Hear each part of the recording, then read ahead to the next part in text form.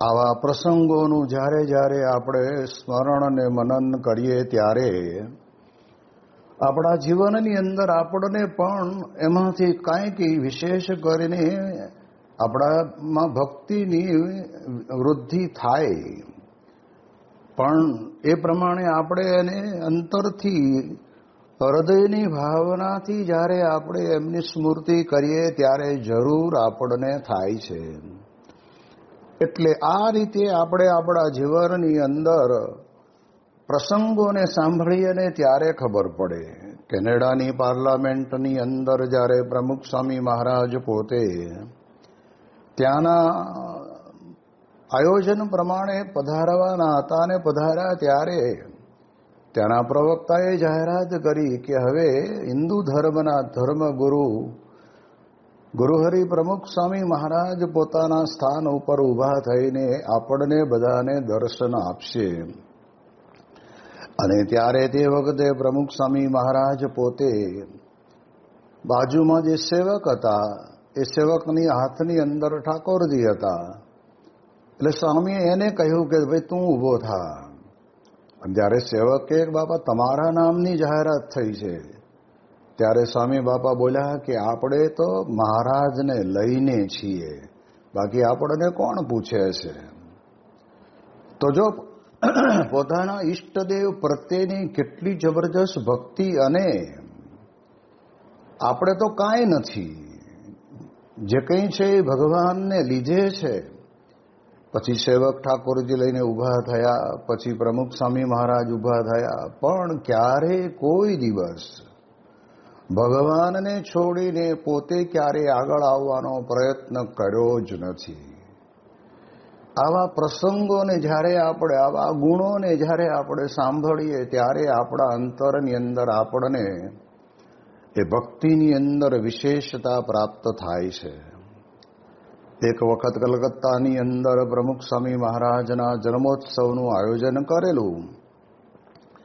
Stage એટલું બધું કંઈ મોટું નહીં હોય, માપનું હશે. અને તે વખતે આયોજકો સંતોએ એવું વિચારેલું કે આ બાજુ ઠાકોરજી રાખીએ, વચ્ચે સ્વામીશ્રીનું આસન રાખીએ અને ઓલી બાજુ સદગુરુ સંતો બેસી શકે, એવી રીતનું આયોજન નક્કી કરીને ગોઠવી દીધેલું. અને સવારની પ્રાતઃ પૂજાની અંદર સ્વામીશ્રી પોતે ત્યાં પધારે છે ત્યારે એક પળ માત્રની અંદર પોતે પામી જાય છે કે અહીંયા આગળ આ લોકો કોઈ પણ પ્રકારે સમજતા નથી અને મને જ બધી જગ્યાએ આગળ કરે છે.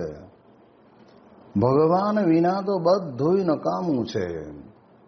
અને તે વખતે આયોજક સંતોને પ્રેમથી પણ સારા શબ્દોની અંદર ઠપકો આપીને કહ્યું કે જો આપણે ભગવાનને સાઈડમાં કરી દઈશું તો આપણે સાઈડમાં જતા રહીશું.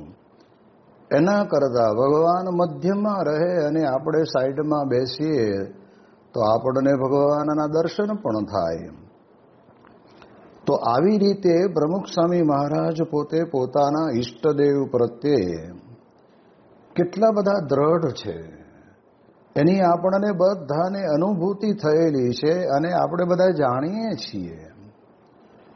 એટલે પ્રમુખ સ્વામી મહારાજના જીવનની અંદર ડગલે ને પગલે આપણે આ બધું જોયું છે. તો એવી રીતે એમનામાં ભગવાન પ્રત્યેની કેટલી જબરજસ્ત ભક્તિ છે. જ્યારે યુરોપની ટૂરની અંદર જ્યારે પ્રમુખ સ્વામી મહારાજ કેરેવાનની અંદર ગયેલા અને તે વખતે અચાનક ડ્રાઈવરે બ્રેક મારી છે અને એના કારણે કરીને સ્વામીશ્રી પણ ત્યાં કેરેવાનમાં પહોંચેલા. ઠાકોરજીને પણ એમના આસન ઉપર ખૂબ સારી રીતે પહોંચે એવી રીતે વ્યવસ્થા કરેલી. પણ બ્રેકને કારણે કરીને જ્યાં ઠાકોરજી પધરાયા હતા ત્યાંથી આખી પેટી નીચે પડી અને તરત જ પ્રમુખ સ્વામી મહારાજ સફાળા જાગી ગયા. અને જાગ્યા પછી તરત જ ગાડી ઊભી રખાવી અને ખબર પડી તો ઠાકોરજી સાથે પેટી નીચે પડેલી. એટલે સ્વામી બાપાએ તરત જ ઠાકોરજીને હાથમાં લઈ અને ઠાકોરજીના દિવ્ય વિગ્રહ ઉપર બધી જગ્યાએ હાથ ફેરવીને મહારાજને કહ્યું, પ્રાર્થના કરી, મહારાજ આપ ઉપરથી પડ્યા તો આપને વાગ્યું હશે, કંઈક દુખતું હશે. એવી એક અંતરની ભાવનાથી ઠાકોરજીની ત્યાં આગળ આવી પ્રાર્થના કરે છે. દંડવત કર્યા, માફી માગી, તો આપણને ખ્યાલ આવે કે જો એમને ભગવાનને વિશે કેવી ભક્તિ છે, એ ભક્તિનો ગુણ આપણામાં જ ક્યારે આવે તો કહે છે, અહીંયા આગળ મહારાજ કહે છે કે એવા જે મોટા પુરુષ છે, એ મોટા પુરુષની અંદર રહેલા જે ગુણો છે, ગુણોને ગ્રહણ કરતા જાય તો જીવનની અંદર આપણને કહેશે કે એ ભક્તિ દિન દિન પ્રત્યે વૃદ્ધિ પામે. સવાર સાંજ લાભ લેવા આવતા ભાવિકો માટે અલ્પાહારની ભોજનની વ્યવસ્થા મંડળ તરફથી કરવામાં આવતી. તેને લીધે આ યુવાનો મંદિરમાં જ હોવા છતાં સ્વામીશ્રીની પૂજા સભામાં દર્શનનો લાભ મેળવી શકતા નહીં. તેથી આજે તે મારા એક રમૂજ સ્વામીશ્રીને કહ્યું, અહીં આખો દિવસ તમારો લાભ છે, પણ અમે રસોડાની દોડાદોડીમાં છીએ. એ પણ મારી જ સેવા છે ને. આજ્ઞાથી ભગવાનના ભક્તની સેવા કરે તે ભગવાનની સેવા તુલ્ય છે. સ્વામીશ્રીએ જણાવ્યું. તેઓનો આ ખુલાસો ઘણો માર્મિક હતો. તારીખ 15 ઓગસ્ટની સવારે પ્રાતઃકથામાં વચનામૃત રેલાવતા સ્વામીશ્રીએ કહ્યું, આજે ઘણા કહે છે કે તમે સ્ત્રીઓથી દૂર રહો છો, તે તમારા મનનો વિશ્વાસ નથી. પણ મહારાજે કહ્યું છે, શત્રુ જીત્યો હોય તો પણ વિશ્વાસ ન કરવો. મર્યાદાનું પાલન ન કરવું એ શ્રીજી મહારાજનો સિદ્ધાંત છે. કોઈ કહે અમને યોગીજી મહારાજે સ્ત્રીઓમાં સત્સંગ કરાવવાની આજ્ઞા કરી છે. એવી આજ્ઞા કરે તો પોતે શું સમર્થ નથી? માટે ત્યાગી ગૃહિની જે મર્યાદા છે તે રાખવી જ પડે. સ્વામીશ્રીનો મત હતો, બની વાત જાય બગડી, જો લેશ લોપાય વચન. તેથી તેઓ આ બાબતે કોઈને તાબે થયા નહોતા. આ વાણી શુદ્ધ સ્વામીશ્રીના ચશ્માના નંબર આરસામાં બદલાતા યજમાન ચંદ્રકાંતભાઈ તેઓના જર્મન મિત્ર ડૉક્ટર રોશન હાઈમેન પાસે સ્વામીશ્રીને લઈ ગયા. વૃદ્ધ છતાં પડછંદા તબીબે આઈ એમ ઓનર્ડ, હું ભાગ્યશાળી છું કહેતા જરૂરી તપાસ કરી. સ્વામીશ્રીને દૂરના અને નજીકના 2 ચશ્મા લેવા આગ્રહ કર્યો, પણ સ્વામીશ્રીએ કહ્યું, એક જ રાખવા છે, 2ની જરૂર નથી. તેઓની આ રુચિ જોઈ ડૉક્ટરે નવી ફ્રેમના નવા નંબર મુજબના ચશ્મા બનાવી દેવાની તત્પરતા દાખવી. ત્યારે પણ સ્વામીશ્રી બોલ્યા, જૂની ફ્રેમ જ નવા કાચ ફિટ કરી આપો. તે વખતે હરિભક્તે વિનંતી કરી, બાપા ફ્રેમ જૂની થઈ ગઈ છે, બદલી નાખો ને. મારે જોવાનું ફ્રેમમાંથી છે કે કાચમાંથી? સ્વામીશ્રીએ જણાવ્યું. તેઓની આ દલીલ ઘણી ધારદાર હતી. તેની સામે કોઈ બોલી શક્યું નહીં. નવા કાચ જૂની ફ્રેમમાં જડાયા અને વૈરાગ્ય મૂર્તિ સ્વામીશ્રી સૌના હૃદયમાં જડાયા. તારીખ 16 ઓગસ્ટના રોજ હેબોકેનમાં મહેન્દ્રભાઈના ઘેર પધારેલા સ્વામીશ્રી અહીં આજે મકાનના ભોયરામાં તૈયાર કરેલા હરિમંદિરમાં દર્શન કરી રસોડે જમવા જઈ રહેલા. તે જ વખતે તેઓની નજીકમાંથી એક મહિલા પસાર થઈ ગઈ. જો કે સ્પર્શનો તો સંભવ જ નહોતો, છતાં સ્વામીશ્રીને મનમાં મર્યાદા લોપની ફડક બેસી ગઈ. તેથી સૌ સંતો સાથે તેઓ જમવા બેઠા, પણ પત્તરમાં કશું જ લીધું નહીં. તેઓની રીત અલૌકિક હતી. પોતાનું આચરણ કદી કડાવા જણાવવા ન દે. વતન બારોબાર, પણ તેનો લેસ મુહાટો નહીં. તબિયત સારી નથી, પેટમાં જરા ગડબડ જેવું છે તેમ કહી તેઓએ જમવાનું ટાળ્યું. સંતોએ થોડો ઉકાળો લેવાનો આગ્રહ કર્યો તો કહે, મારે એવું કંઈ નથી, હું તો બધાથી પહેલાં જમવા બેસી જાવ એમ છું. વગેરે શબ્દો કંઈ પાણી પણ પીધું નહીં અને ઉતારાની રૂમમાં આવી ગયા. અહીં સ્થાનિક હરિભક્તોને મળી પત્ર લેખન બાદ રાત્રે 11:30 વાગ્યે આરામમાં જવા ઊભા થયા. તે વખતે પણ સંતોએ પાણી પીવાનો આગ્રહ કર્યો, પરંતુ સ્વામીશ્રી જરાય મચક આપી નહીં.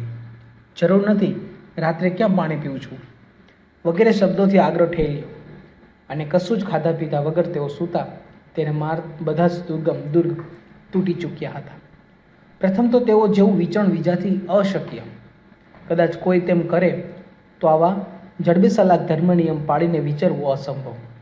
કદાચ કોઈ મર્યાદામાં રહે, પણ તેથી આમ છાના છૂપા કોઈ જાતનો ઉહાપો કર્યા વિના રહેવું અઘરું. આજે સ્વામીશ્રીના અત્યંત નમ્ર અને પ્રસન્ન રહેવાના પ્રયત્નોમાં જ તેઓની ગુણાતીત સ્થિતિ બરાબર ઝળકી રહી. હેબોકેનમાં સવાર સાંજ કથા ઉપરાંત દિવસ દરમિયાન પધરામણીનો કાર્યક્રમ મુખ્ય રહેતો. તે પધરામણીઓ પણ સ્વામીશ્રી મુમુક્ષુના અનુકૂળ સમય પ્રમાણે કરતા. તેમાં ઘણીવાર કેવળ 1-2 પધરામણી માટે ઉતારાની બહાર નીકળવું પડે, વળી પાછું ઉતારે આવવાનું, કલાકેક પછી પુનઃ પધરામણીએ જવાનું. જે વિસ્તારમાં એકવાર જઈ આવ્યા હોય ત્યાં પાછું એ જ દાડે ફરીવાર પણ જવું પડે.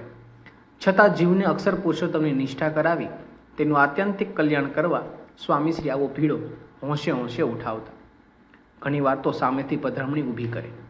એકવાર જર્સી સિટીમાં મહેશભાઈ દળાકના ઘેર પધરામણી દરમિયાન સ્વામીશ્રી તેઓને કહ્યું, અહીં આજુબાજુમાં બીજું કોઈ ગુજરાતી હોય તો તેને ત્યાં પધરામણી કરીએ.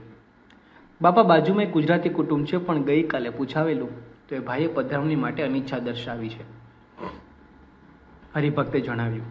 છતાં સ્વામીશ્રી બોલ્યા, તપાસ કરો, કોઈ પુરુષ હાજર હોય તો જઈ આવીએ.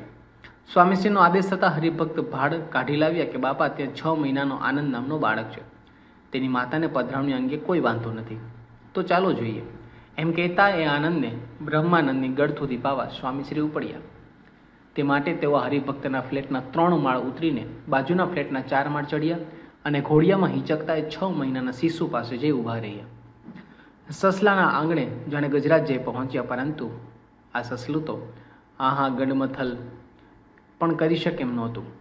તેથી સ્વામીશ્રીએ સૂતેલા શિશુ પાસે ઝૂકીને તેના જમણા હાથની બંધવાળી નાની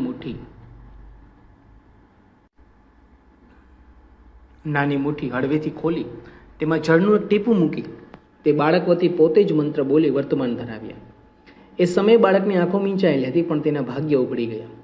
એક જીવને ઉગારવા સ્વામીશ્રીએ કરેલો આ પુરુષાર્થ જોઈ સૌ ગદગદ બની ગયા. સૌના કલ્યાણ કરવા સારું એ અતિ તાનમાનો છે અમારું રે પંક્તિઓ સાર્થક થઈ રહી. તારીખ 19 ઓગસ્ટના રોજ મેનહટન વિસ્તારમાં વિચરતા સ્વામીશ્રી 55મી સ્ટ્રીટ પર આવેલા હરેકૃષ્ણ સેન્ટરમાં પણ દર્શનાર્થે ગયા. અહીંની પ્રવૃત્તિઓને રસપૂર્વક નિહાળી તેઓએ પ્રસન્નતા વ્યક્ત કરી. ત્યારબાદ નોર્થ બગન પધાર્યા. અત્રે એક પિતાએ પોતાના બાળક સ્વામીશ્રી સમક્ષ ધરતા કહ્યું, બાપા, આને માળા ફેરવતા શીખવો. બાપા હતા એટલે બાપ પોતાની ફરજ પ્રત્યે બેફિકર હતો. તેને પોતાને કામ કરવાનું કામ સ્વામીશ્રીને સોંપ્યું. તેથી સ્વામીશ્રીએ ગળામાંથી પોતાની માળા કાઢી તે બાળકને માળા ફેરવવાનું શિક્ષણ આપવા માંડ્યું. શરૂઆતમાં બાળકને ક્રિયા કરવી કઠણ લાગી, પણ સ્વામીશ્રી સ્વયં માળા ફેરવતા ફેરવતા તે બાળકના માળા ફેરવવાની ફાવટ આવી ત્યાં સુધી દાખલો કરતા રહ્યા. પોતાની ઉચ્ચ આધ્યાત્મિક સ્થિતિ હોવા છતાં સૌ અબુધ બાળકોમાં પણ તેઓ આવો રસ લઈ તેને ભગવાનના માર્ગે વાળતા. તે વખતે બાળક સમજે તેવી ભાષા અને સમજાવટ તેઓ ખૂબીથી વાપરી જાણતા.